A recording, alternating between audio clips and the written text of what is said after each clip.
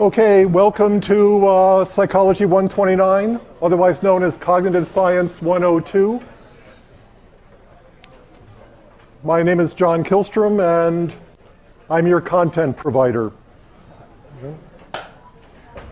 For those of you who don't know me, I'm a cognitive social psychologist with clinical training and interest. That means I'm interested in everything. The only research I haven't done is on rats and infants.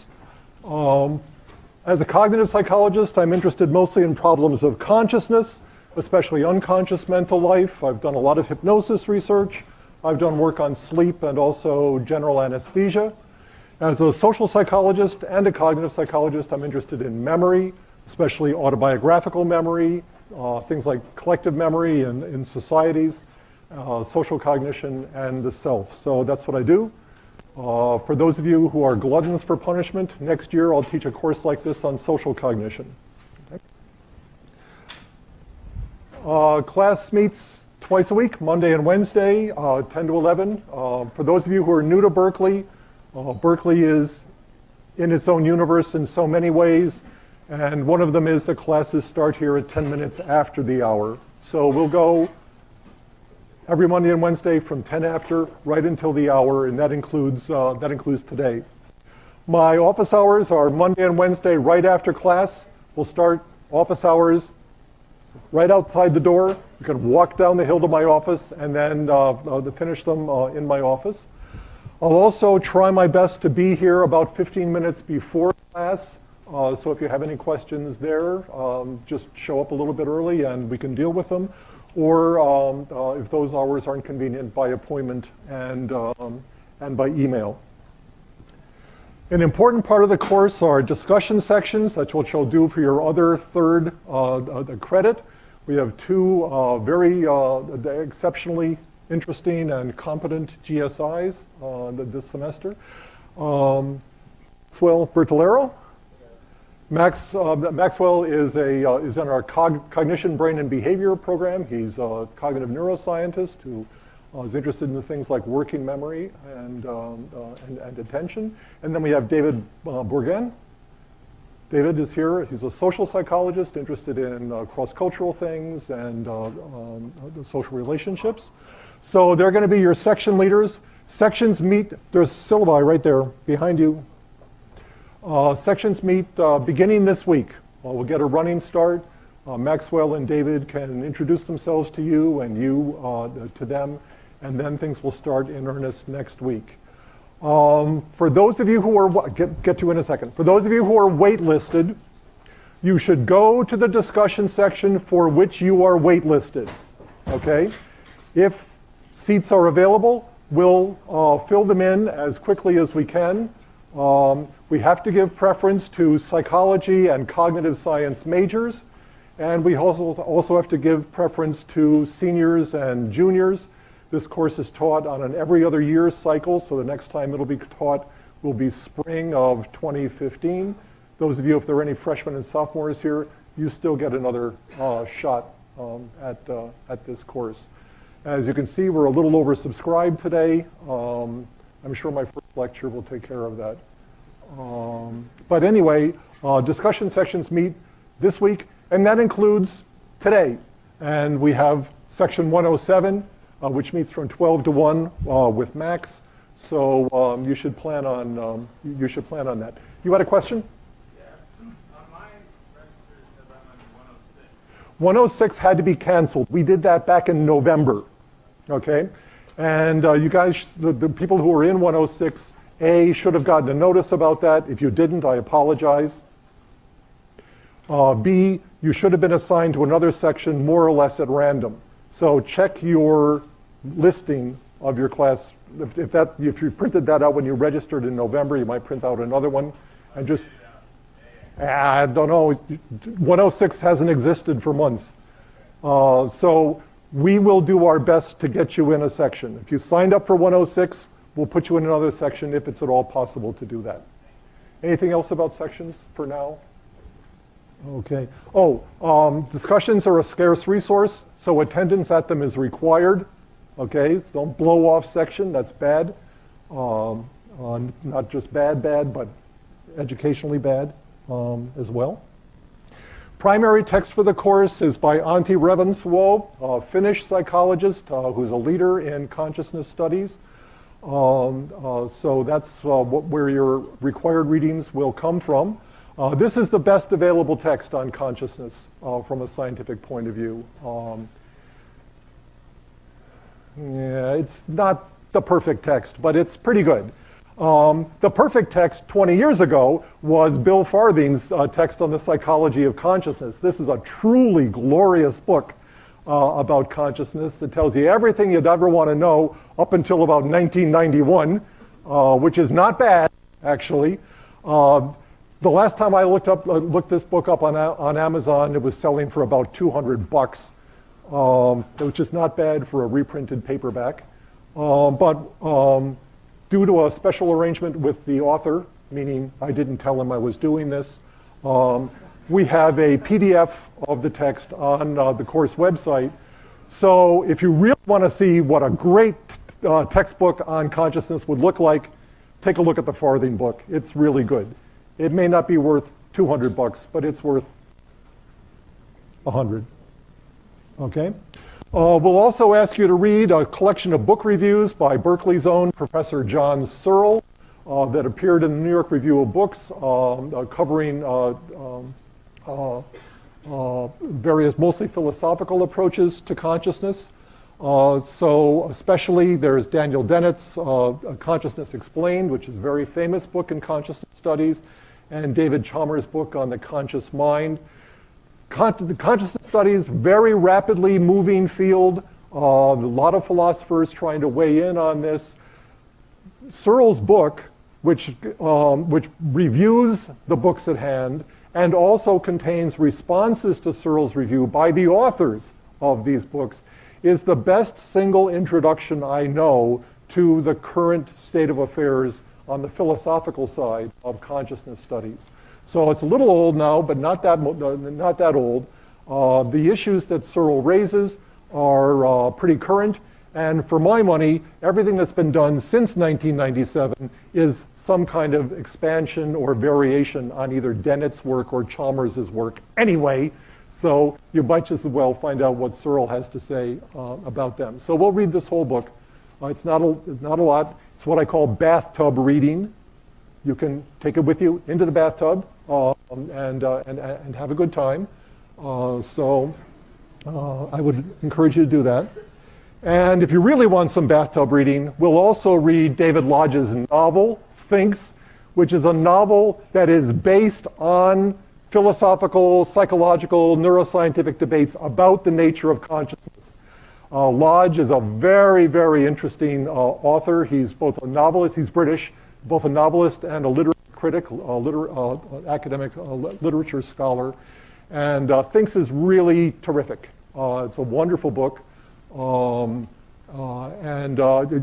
will be amazed at the way Lodge has been able to capture various philosophical debates of the sort that we'll be talking about especially in the early part of the course. For those of you who are really oriented towards the arts and humanities, and I hope there are 3 or 4 of you out there, you'll want to take a look at Lodge's more scholarly book on consciousness, where he talks about how consciousness is represented in literature, especially 19th century English literature, beginning with Jane Austen, going through Henry James, James Joyce, and so on. That's a terrific book as well, Consciousness and the novel.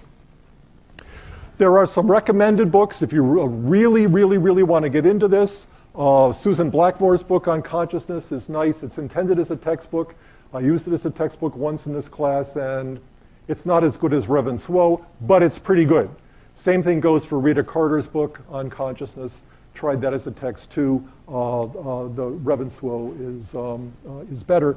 Both of these really emphasize philosophical debates and neuroscientific approaches to the mind-body problem. So if you're interested in those, you got some money to spend, there you go. Okay. And if you really have deep pockets, or your parents do, there are 2 anthologies of classic work in the field, one edited by Ned Block and some other philosophers, The Nature of Consciousness, and another one by Bernie Bars, who's another leading figure in consciousness studies, that collects stuff basically since Descartes on consciousness. Very, very, very nice. You're not required to have these, but you should know about them. And if you really get interested in this topic, if I don't turn you off completely by the end of the semester, you might want to take these for beach reading in the summer. Okay. In this course, we're going to have 2 examinations, a midterm exam before spring break, and then a final exam. These exams are going to focus on basic concepts and principles. I don't expect you to solve the mind-body problem while you're in this class, and if you do solve it, I don't want to read about it, okay? What I am really interested in is that you come out of this course understanding the basic concepts and principles that are deployed in the scientific study of consciousness. So again, in the interest of getting exams scored quickly and reliably, there'll be short answer exams, maybe short essay exams. I keep threatening to do multiple choice exam here, but I've never done it, so I probably won't do it this time either. Final exam will have a cumulative portion and a non-cumulative portion. Policy here is there are no makeup exams. I'll be here for the exam. I expect you to be here for the exam. If something horrible happens, you know, your grandmother dies or you're hit by a truck or you have an accident and you can't get here, we'll deal with that. Okay, so don't worry about that. Take care of business, then get in touch. But otherwise, failing some kind of really pretty bad emergency, we want you to plan for these exams and be there with us. Okay, so that's all I want to say about that at the moment. Okay, returning to discussion sections for a second. Again, there's our scarce resources. We want you to be there, and we want you to participate, not just warm the chair, but actually discuss.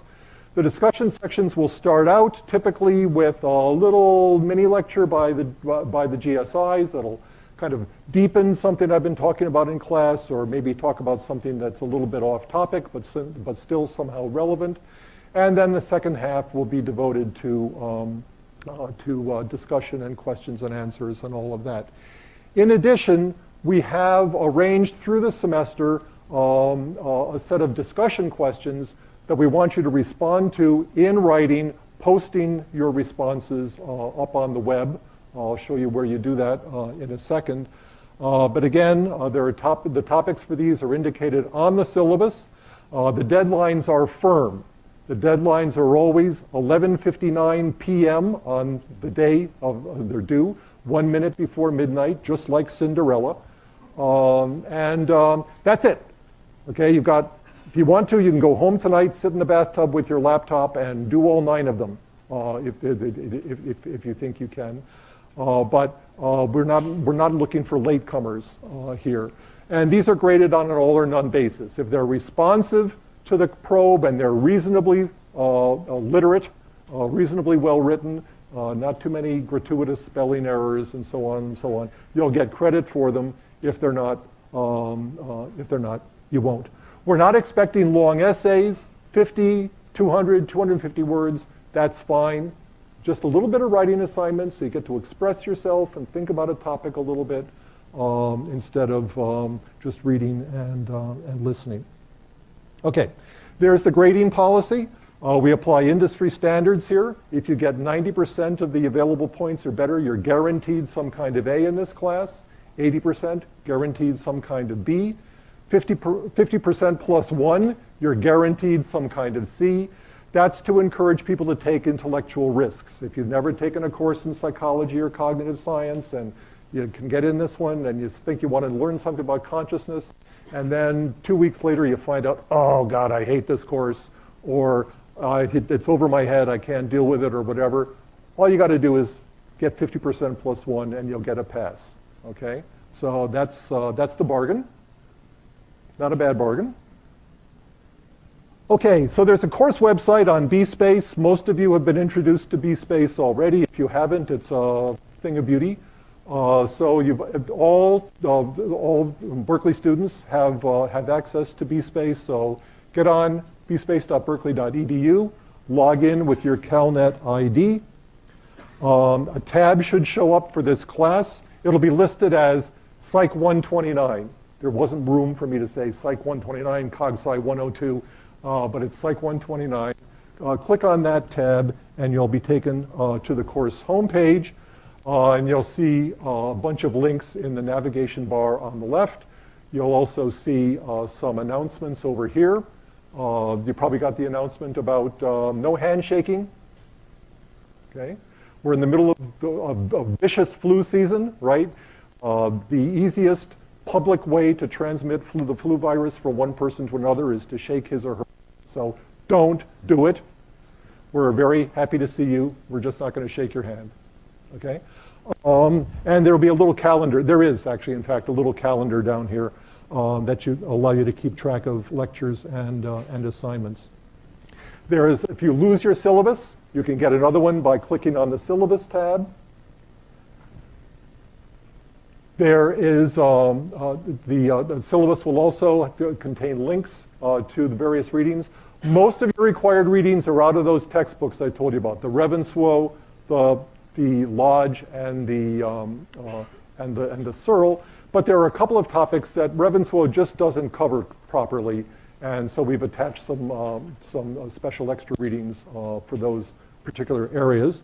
If these links for some reason don't work, those readings are also available up in the resources tab, so you can find that in the navigation bar. Illustrations for this lecture are also posted to the BSpace website. My practice is to post a preliminary set of lecture illustrations before I give the lectures, and then after I've finished a series of lectures, then I go back and revise them and post a final set. So if you want to follow along, there you are, lecture illustrations. You can see the various topics scrolling down. There are lecture supplements, which I prepared. These include but expand upon and go deeper than the lectures that I'll be delivering here. They constitute essentially a web-based textbook for the course. If I had as much energy and free time as Ravenswoe, I might have published them, but instead you get them for free. So if you want to go into something a little bit more deeply, the first thing you should do is turn to the lecture supplements and see if there's something there that satisfies you. There's the link to the Farthing text, which, as I say, really is a good book. Okay. Here's a link for exam information. All the previous exams for this course are posted to the website, along with the scoring key that was given to the GSIs for grading the exams. You can use that for review, going over materials. Readings change, lectures change from year to year, but the basic concepts and principles have a lot more inertia attached to them. There are also some pre-exam reviews and other things there. So that's all you will need to know about exams, I think. Forums. Top forum is called Queries and Comments. If you have questions about the lectures or about the required readings, if you have comments about anything that's relevant to the course, I encourage you to post them there. I will do my best to take questions in class, but there are a lot of you. There's only one of me. I got a lecture to get through. I may not be able to call on each and every one of you each and every time. If you've got a question and I don't address it in class, post it to the Queries and Comments website. I will respond to it within one business day. Okay. Moreover, here is the place where you'll respond to the 9 required forum postings. There's one a topic for each forum posting, and then threads for each of the sections. So just prepare your little essay and post it there, and we'll deal with it. Okay.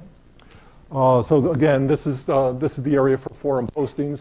There's one for each of the assignments, and then just find your section. It's important to remember where your section is, okay? What your section is. But so if you post your posting to the wrong discussion section, you increase the likelihood that you won't get credit for your work because the GSI might not know about it. So you got to get it in the right one. So if you're in section 104, post to section 104. If you're in section 101, post to section 101. For those of you whose background in psychology might be limited, I've also attached a link to the lecture supplements for my Introduction to Psychology course, which has a lot of background on perception, memory, social interaction, stuff like that. If you want to brush up on your introductory psychology, that's a good place to do that. This course is going to be screencast. This particular presentation, all the lectures are going to be recorded and available on the webcast.berkeley, the website. So just find the course. If you have to miss class, you want to go over something, or you don't have anything better to do in the bathtub, what you can do is click on here, and you can get this lecture all over again. Okay? So that's a very nice facility that Berkeley affords us. So you just click on webcast, then you'll find a course list. It's not up quite yet for those of you who are looking, because the lecture's not finished. It should be up by Friday. And then there's a set of lectures. Okay. There will be people who are auditing this course on the web. These webcasts are also available on iTunes University. So for the benefit of those auditors, if you want to email me, jfkillstrom@berkeley.edu, I'll get you access to the lecture supplements and all of that. For people who are here in the class, if you ask me a question, please ask me to repeat the question, okay, for the benefit of the folks at home or in Germany or Bhutan or wherever they are. I've been teaching for 35 years. I have never developed the habit of repeating people's questions. I'm sorry, I just can't do it myself by sheer force of will because I just want to answer the question, right? So you're going to have to participate in the process of training me to do that. And I will resist you with everything that is in me, okay? So I'm going to talk a little bit more about the substantive areas about consciousness in a second, but are there any questions about the organization and format of the course? Anything at all? Yes? Is there RPP for this class? Oh, look, I did it, okay? Is there RPP, Research Participation Program? Not for this class. The RPP requirement is in Psych 1, Psych 2, and the so-called decade courses. This isn't one of any of those. So there are nice, if you want to participate in psychological experiments, there are ways you can still do that, though you won't earn course credit for it. There's what's it called, RSVP. The RSVP program, I can't remember what RSVP stands for, and it doesn't matter. Anyway, it's a way for you to volunteer to participate in experiments. Usually you get paid for that participation, which is a nice deal. Sometimes the experiments are fun, which makes it an even nicer deal, but no RPP. Anything else?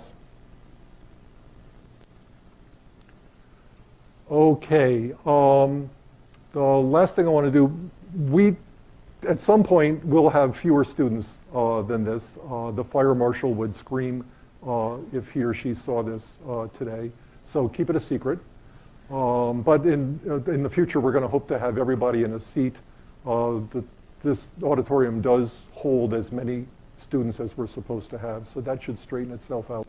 But for now, just for purposes of fire drills, earthquakes, other kinds of things, there are 2 exits in this room, one down here, one back there, all right? So if you're in the back half of the room, go out that door if you have to. If you're in the front half, you're going to go out this door. Feel like a cabin attendant somehow. But anything else? All right, so what are we going to do? Consciousness has to do with 2 basic things, awareness and agency.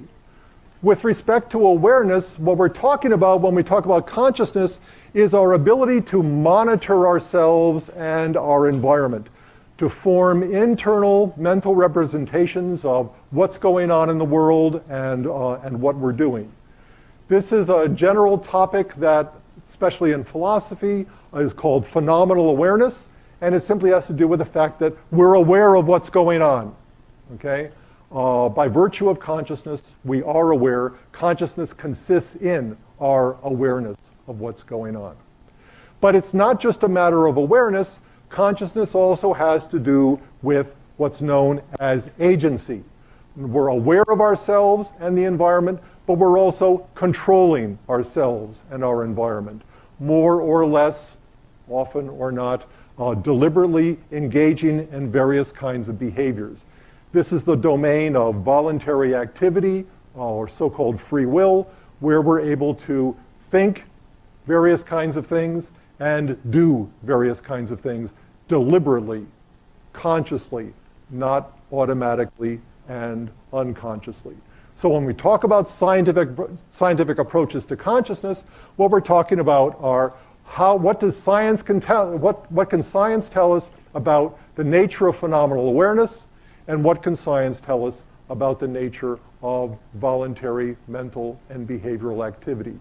These two things I'm treating separately right now, and I'll also treat them separately in the course, but they're obviously related. If you think about it logically, it's not going to be easy to voluntarily control something that you're not consciously aware of, right? But it might be possible to respond involuntarily to things that you're not consciously aware of. But conscious awareness is kind of the logical prerequisite for conscious control. Work on consciousness really begins in philosophy, not psychology. It begins long before there was such a thing as scientific psychology, with French philosopher Descartes. This isn't a philosophy course, but the comic book version of Descartes is that Descartes set himself the task of trying to figure out how much knowledge he could acquire through the use of reason alone. What is there about the world that he could know for sure without relying on various kinds of authorities, without relying on some kind of revelation? And when he thought about it for a while, he had the insight that the one thing he could know for sure was that he was thinking. He was knowing. So here, you have consciousness with Descartes coming into full flower as a topic for psychology. His famous dictum, cogito ergo sum, I think, therefore I am. He reasoned from his awareness of his thought processes that at least one thing in the world ought to exist, and that is he himself. Later on in the Meditations, he changed the formula a little bit. Sum res cogitans, I am a thing that thinks, okay? By which he meant all conscious mental activity. With this formulation, cogito ergo sum, and this idea that thinking was important, Descartes shifted the emphasis in philosophy from problems of metaphysics, what exists and what doesn't, problems of ethics, what you should do and what you can't, to problems of epistemology, what you can know and what you can't know. And among those is the problem of knowledge of our own minds, whether and to what extent we can know what's going on in our own minds.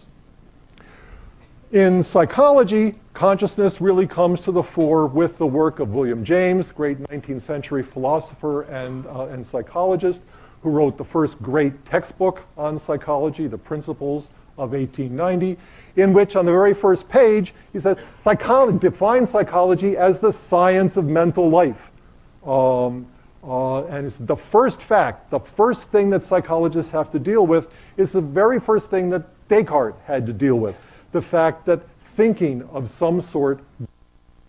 And James set the task for scientific psychology of trying to figure out how thinking worked, how the mind was organized, the nature of mental structures and processes, the structures and processes that give rise to our experiences of thinking, feeling, sensing, perceiving, whatever.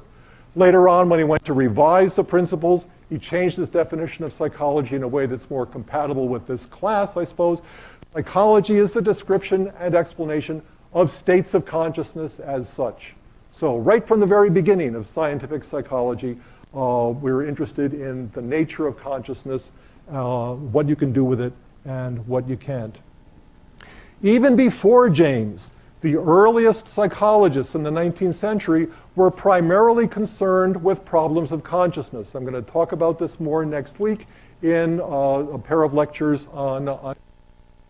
But there were people like Fechner and Helmholtz, who were called the psychophysicists, who wanted to try to track the relations, what they called psychophysical relations, between the physical properties of various stimuli and the psychological properties of the conscious experiences to which those stimuli gave rise. These are the first scientific psychologists, and they were fundamentally interested in the nature of consciousness. Later on in the 19th century, Wilhelm Wundt and E.B. Titchener applied a method that they called mental chemistry to try to analyze conscious mental states into their constituent parts. Whatever you're thinking right now would be somehow analogous to a chemical compound or a molecule, and they wanted to try to find the atoms of which those conscious experiences were composed. The experimental introspectionists introduced the scientific method, mostly to psychology, the experimental manipulation of stimuli, very careful control over experimental conditions, and also the quantitative analysis of various kinds of data. So even before James defined psychology as the study of mental life, as a description and explanation of consciousness, there were the very earliest scientific psychologists who were working in the same program, trying to figure out what the relationships were between mind and the universe, in terms of psychophysics, and between mind and brain. Structuralism is particularly interesting in this respect. Again, I'm going to spend more time on this on this next week. But Wundt had a very nice turn of phrase that's going to come back in a couple of guises here. Tried to distinguish between what psychology was and what physics is. He defined physics as the science of experience that's independent of the individual. All the physical sciences deal with the world as if we didn't exist. If you think about what astrophysics does to describe the nature of the universe, what physics does, talk about atoms, what chemistry does, talks about the chemical bond. We don't play any role in that, okay? But psychology is a science of experience as it's dependent on the experiencing individual. For Wundt, for James, for others in the 19th century, without consciousness, there's no point in psychology. Because without consciousness, there's no experience for the experiencing individual to have. So again, what Wundt and the other structuralists tried to do was to engage in this kind of mental chemistry to analyze conscious mental states into elementary sensations, images, feelings, and stuff like that. All of this came to a quick and rapid and stark end in the late 19-teens and early 20s with what's known as the behaviorist revolution, fomented by John B. Watson, and kind of the epitome of this is the work of B.F. Skinner. 19th century psychologists were focused on introspection, asking people to look into their own minds and say what was happening when they saw some stimulus or engaged in some kind of behavior. Watson was going to have none of that. He said you cannot have a science as long as you're asking people to look into their minds. The reason for that is that science, by its very nature, is objective. It's based on public observation. You see what I see, okay? That's how we do science. But introspection is necessarily subjective. When I tell you what my elementary sensations, images, and feelings are as I look at this object, you don't have any way of knowing whether that's right or not. You have no way of checking those observations. So as long as science depends on public observation, and as long as consciousness is necessarily private, which is how it seemed to Watson, you can't have a scientific psychology if it's going to be a science of consciousness.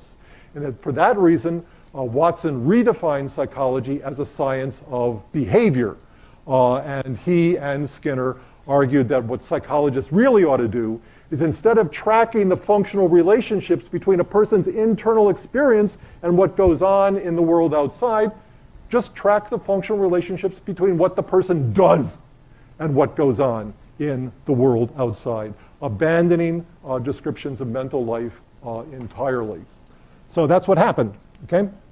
Despite the behaviorist revolution, there was some persisting interest in consciousness among even psychologists working in the first half of the 20th century during the what might be called the hegemony of behaviorism. You couldn't get a job in psychology if you weren't a behaviorist in those days. These guys already had tenure, so they could think for themselves. And there was a group of perception psychologists known as the Gestalt psychologists, who were primarily interested in understanding the set of laws that gave rise to internal perceptual experiences. Now, this is a very anti-behaviorist program, right?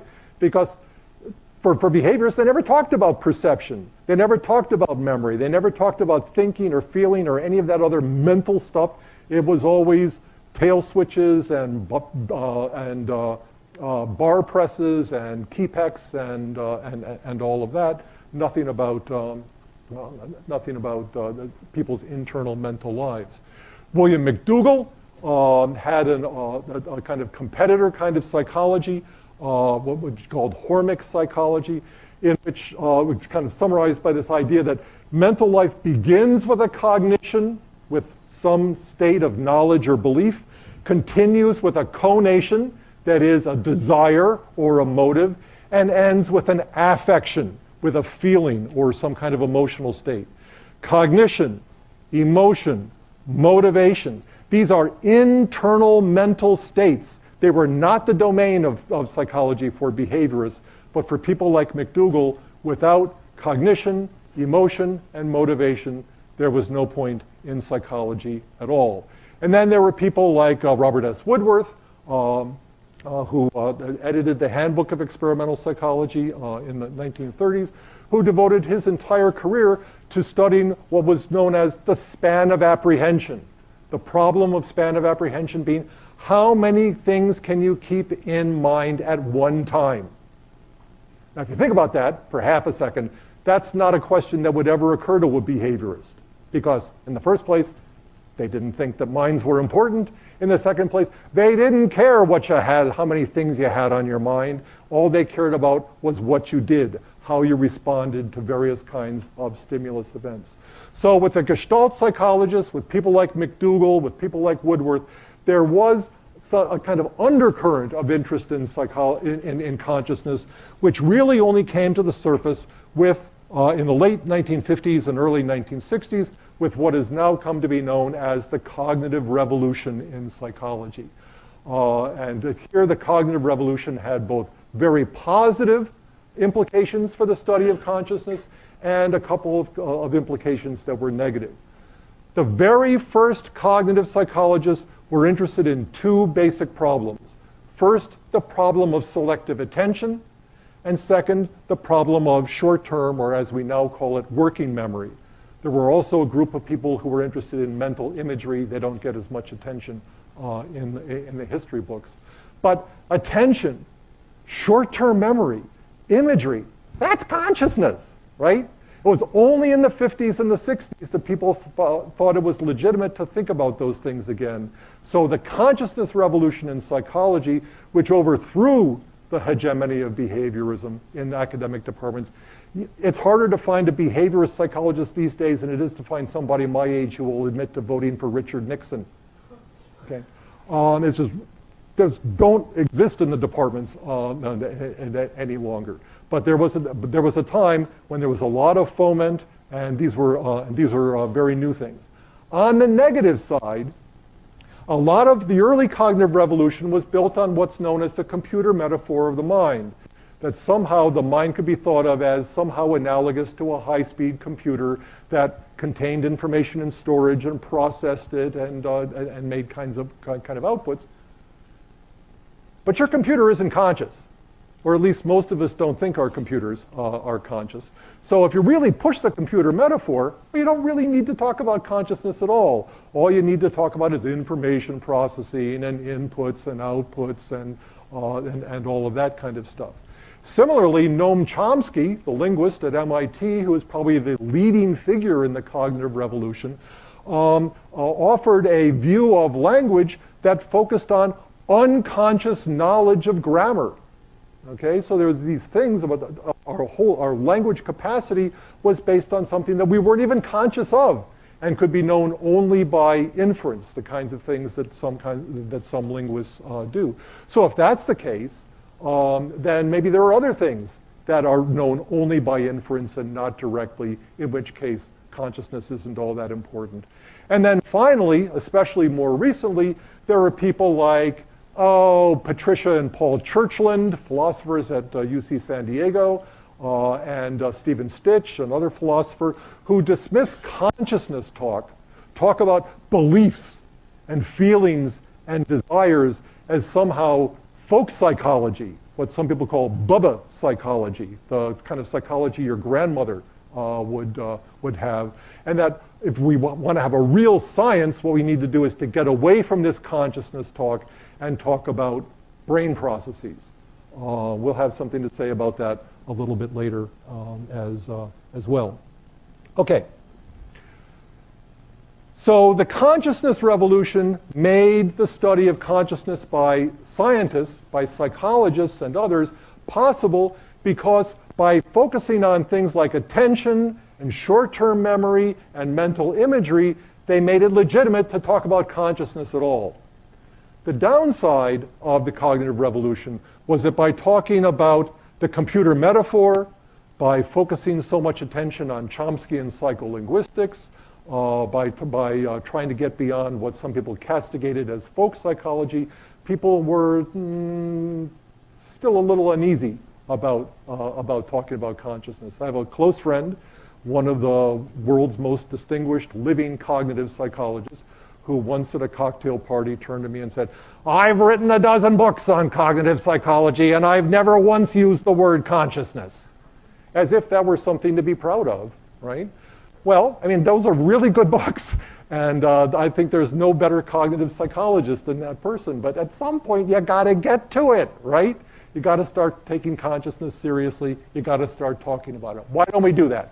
Well, the philosopher Owen Flanagan, in his book on consciousness, has pointed out 4 reasons why psychologists and other cognitive scientists have been so shy about consciousness. He actually gives it the name conscious shyness.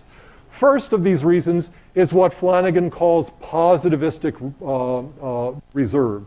This is a kind of long-term consequence of behaviorism in psychology, especially methodological behaviorism in psychology, which is that we really, mostly what we want to do is to base our sciences, any science, whether it's physics or chemistry or psychology or neuroscience, on things that we can observe, things that we can touch, things that are publicly observable, which consciousness just isn't.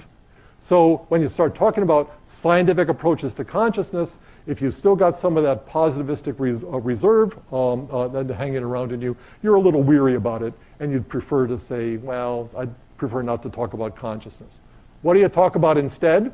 Well, that brings us to the second aspect of conscious shyness, which is what Flanagan calls the piecemeal approach. The guy who just proudly said, "I've never used the word consciousness in my dozen books," is a psychologist who studies memory and problem solving. So what happened is the cognitive psychologist said, "Oh, let's study perception instead. We won't call it consciousness, but percepts are conscious percepts," right? I mean, they're mental representations of the stimulus environment. Memories are conscious memories. They're mental representations of past events. Thoughts are conscious thoughts, or at least some of them are. But it satisfies the conscious shyness of some psychologists to take this piecemeal approach. That somehow, when we learn everything there is to know about perception, and everything there is to know about memory, and everything there is to know about thinking, then we'll kind of put it all together, and we'll know what there is to know about consciousness. Okay? We're not going to do that in this course. We're going to attack problems of consciousness directly. We're not going to build it up from below. We're going to go in first and hope we come out the other end. The third aspect of conscious shyness is what Flanagan calls conscious inessentialism. And here, again, this is kind of a holdover from the computer metaphor from mind. The idea that we have consciousness, and consciousness is something that's kind of a puzzle for us, and it's kind of nice to have it, but it's not really essential for anything that goes on, okay? That somehow, whatever it is we do consciously, perceiving, remembering, thinking, problem solving, communicating, whatever, we could also do unconsciously, just like computers do, okay? That's what conscious inessentialism is. Yeah, we have it and we use it, but we don't need it and we don't have to. Okay, that's the general idea. And then finally, there is the epiphenomenalist suspicion, something I'll talk about in 2 weeks when we talk about problems of mind. And here's the idea that, with conscious inessentialism, we say, well, we've got consciousness and we use it, but we don't have to. The epiphenomenalist suspicion is that consciousness doesn't matter, that consciousness plays no causal role in the world, that our conscious mental states are just things that happen where all the action is unconscious, that for all intents and purposes, we are walking around as what somebody called conscious automata. We're aware of what's going on around us. We're aware of what's going through our heads. We're aware of what we're doing, but that awareness doesn't make a particle of difference to what goes on in the world. It doesn't make a particle of difference to what it is that we're doing. David Chalmers refers to this as the zombie argument, that we're kind of might as well be zombies. Zombies are unconscious behaving beings, right? Or nicer term is conscious automata. What we're going to try to do in this course is to escape conscious shyness. Again, by talking about consciousness freely, by attacking consciousness directly, but we're going to have a lot to say, especially about these last couple of points. Conscious inessentialism and the epiphenomenalist suspicion. Major question that I hope you'll be able to answer at the end of this course is, what's consciousness good for? What does it do for us? Why do we have it? Why don't we have it? Okay, so we're going to try to do what the course title says. We're going to try to do a science of consciousness, developing a public